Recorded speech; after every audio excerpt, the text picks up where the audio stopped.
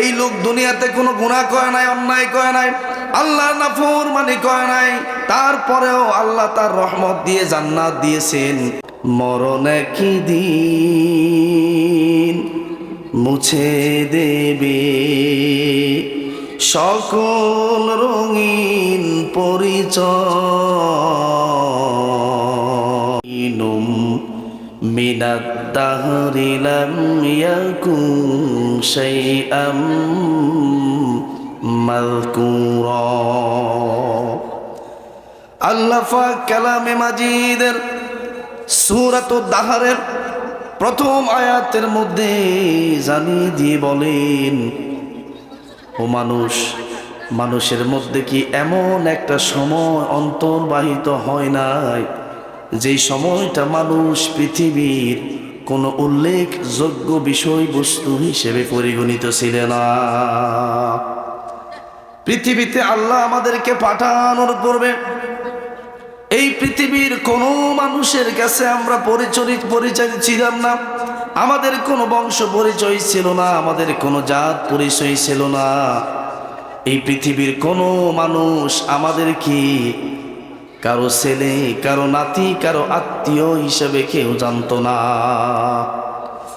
যখন আমাদের রব, যখন আমাদের আল্লাহ আমাদেরকে দয়া করে মায়া করে মায়ের গর্ভ থেকে এই পৃথিবীর আলো দেখালেন, জন্মের পরে আমরা কারো ছেলে হয়ে গেলাম, কারো নাতি হয়ে গেলাম, কারো ভাই হয়ে গেলাম, কারো আত্মীয় হয়ে গেলাম। বলেন ঠিক কিনা? ও আমার প্রিয় সুধী, খুব লক্ষ্য করেন, অসংখ্য বাচ্চা মায়ের গর্ভের ভিতরে মারা যায় কিনা? অসংখ্য বাচ্চা দুনিয়াতে আসার পূর্বে মারা যায়, অসংখ্য বাচ্চা ডেলিভারি অবস্থায় মারা যায় কি যায় না?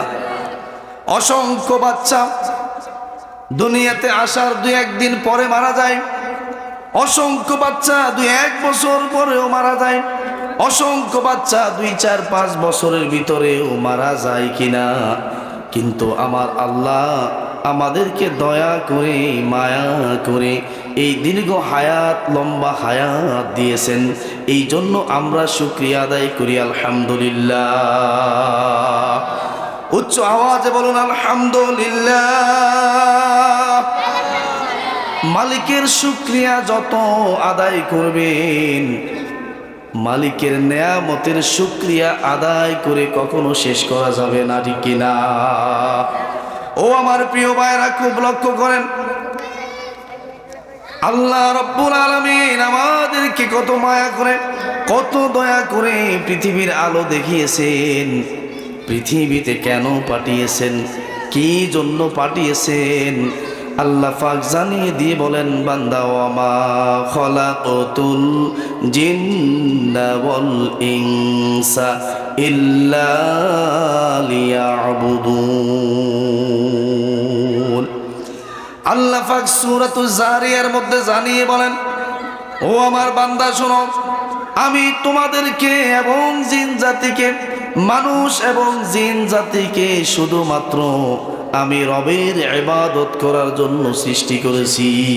কার কথা? কথা বলেন, কার কথা?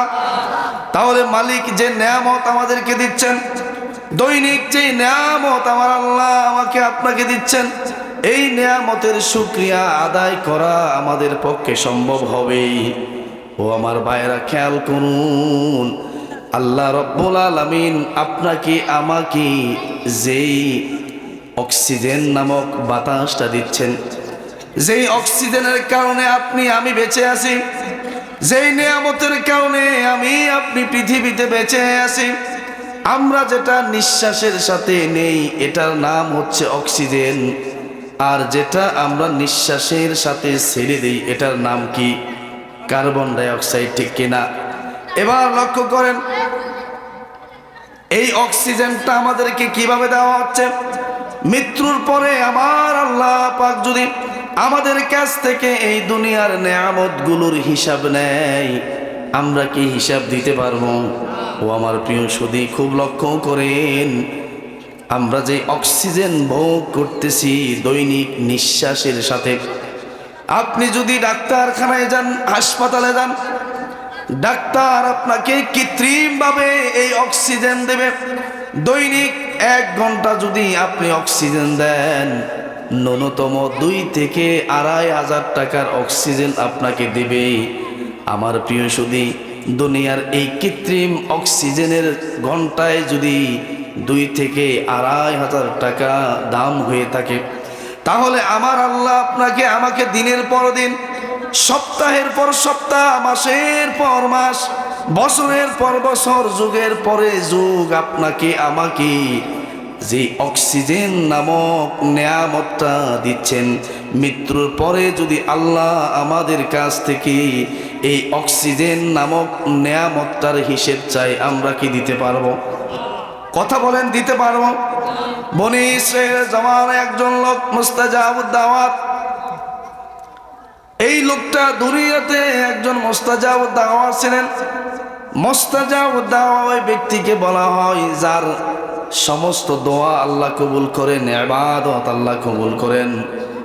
ও আমার প্রিয় ভাই, খুব লক্ষ্য করেন, ওই বান্দাটা যখন ইন্তেকাল হলো, মারা গেল, আল্লাহ রাব্বুল আলামিন ফেরেশতাদেরকে ডাক দিয়ে বললেন, ও আমার ফেরেশতারা শোনো, আমার এই বান্দা দুনিয়াতে আমি আল্লাহর নাফরমানি করে নাই, আমি আল্লাহর হুকুম আহকামগুলো মেনে চলেছেন, আমার ইবাদত করেছেন, আমার বন্দিগি থেকে বিমুখ হয় নাই। ও আমার ফেরেশতারা শোনো, আমার এই বান্দাকে আমার রহমত দ্বারা জান্নাতে পৌঁছে দাও। ওই ব্যক্তি বলল, আল্লাহ, আমি তো দুনিয়াতে কোনো গুনাহ করি নাই, কোনো অন্যায় করি নাই, আমি তো দুনিয়াতে মুস্তাজাবুদ দাওয়া ছিলাম। ও মালিক, আজকে আমি এই কিয়ামতের মুহূর্তে আমি তোমার নেয়ামত নয়, তোমার রহমত নয়, আমি আমার আমল দিয়ে জান্নাতে যেতে চাই। তখন আল্লাহ পাক ফেরেশতাদেরকে ডাক দিয়ে বললেন, আমার ফেরেশতারা শোনো, আমার এই বান্দা আমার রহমত দ্বারা জান্নাতে যেতে চায় না, সে দুনিয়ার তার আমল দিয়ে জান্নাতে যেতে চায়।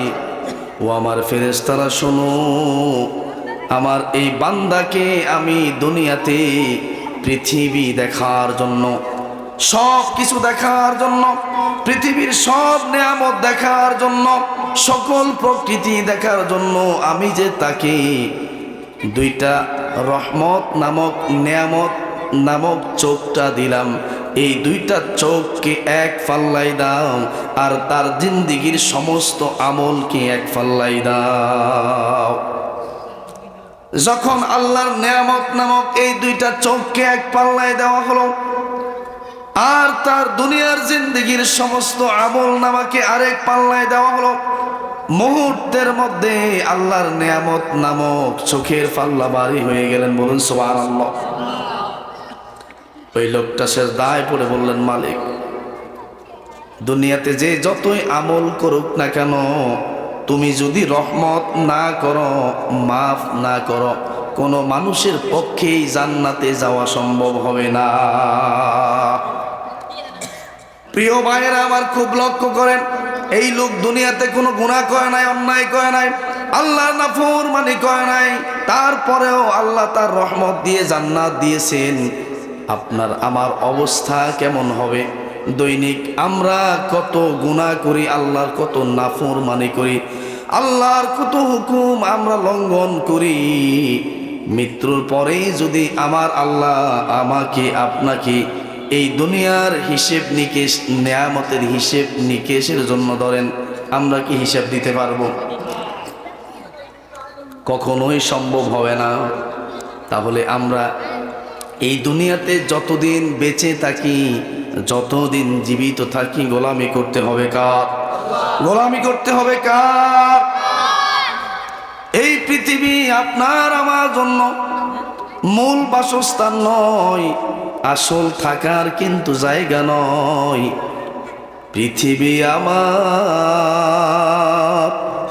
আসল ঠিকানা নয়। মরণ কি দিন মুছে দেবে সকল রঙিন পরিচয়। পৃথিবী আমার আসল ঠিকানা নয়, ঠিক কিনা? পৃথিবীতে আপনি আমি যতদিন বেঁচে থাকবো, কার দয়ায় বেঁচে থাকবো? এই জন্য প্রিয় ভাইয়েরা খুব লক্ষ্য করেন, আল্লাহ যেহেতু আমাদেরকে তার নেয়ামতের শুকরিয়া স্বরূপ নামাজ আদায় করার কথা বলেছেন, আমরা যারা নামাজ আদায় করতে পারি না, দৈনিক সুন্নত নফল বাদ দিলেও একজন বান্দা 17 রাকাত ফরজ নামাজ আদায় করে কি করে না? ও প্রিয় ভাইরা খেয়াল করেন, এই 17 রাকাত নামাজ ফরজ নামাজ যারা পড়বেন, এই 5 ওয়াক্ত ফরজ নামাজের 17 রাকাতের মধ্যে একজন বান্দা 34 বার তার মালিক কি সেজদা দেয় কি দেয় না? যারা নামাজ পড়ে না তাদের কি সেজদা দেওয়ার সুযোগ হয়? কথা বলেন। এবার খেয়াল করেন, যারা 5 ওয়াক্ত নামাজ পড়েন তারা তো মালিককে সেজদা দেন, ঠিক কিনা? আর যারা নামাজ পড়ে না তাদের পক্ষে মালিকের কাছাকাছি যাওয়ার সুযোগ হয়। কথা বলেন। এবার আমরা যে দৈনিক 5 ওয়াক্ত নামাজ যারা কাজা করি, নামাজ পড়ি না, কার হুকুম লঙ্ঘন করতেছি? কার বিধান লঙ্ঘন করতেছি? ও আমার ভাইরা, আপনি ইমাম সাহেবকে ফাঁকি দেন না, আপনি সমাজের কোনো মানুষকে ফাঁকি দেন না। যার কাছে আপনার আসল ধরা, মূল ধরা, আপনি স্বয়ং সেই আল্লাহকে ফাঁকি দিচ্ছেন, কিন্তু এই ফাঁকির কারণে আল্লাহর কোনো ক্ষতি হবে না, বরং মৃত্যুর পরে আপনি আমি ক্ষতির মধ্যে পড়ে যাব, ঠিক কিনা? এই জন্য দুনিয়াতে আল্লাহ আমাদেরকে যতদিন বাঁচিয়ে রাখেন, আমরা গোলামি করব কার? ইবাদত করব কার? চাকরির পাকে, ব্যবসার পাকে, কাজের মধ্য দিয়ে আমরা আল্লাহকে সেজদা দিতে রাজি আছি তো ইনশাআল্লাহ। এই জন্য আল্লাহ রাব্বুল আলামিন স্পষ্টভাবে জানিয়ে দিয়ে বলেন, ইয়া আইয়ুহাল্লাযীনা আমানু তাকুল্লাহা ওয়াল তানজুর নাফসুম মা কদ্দামাত লিগাদ ওয়াত্তাকুল্লাহা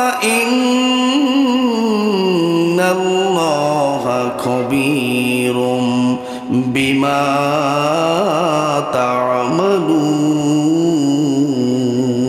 তা'মালুন।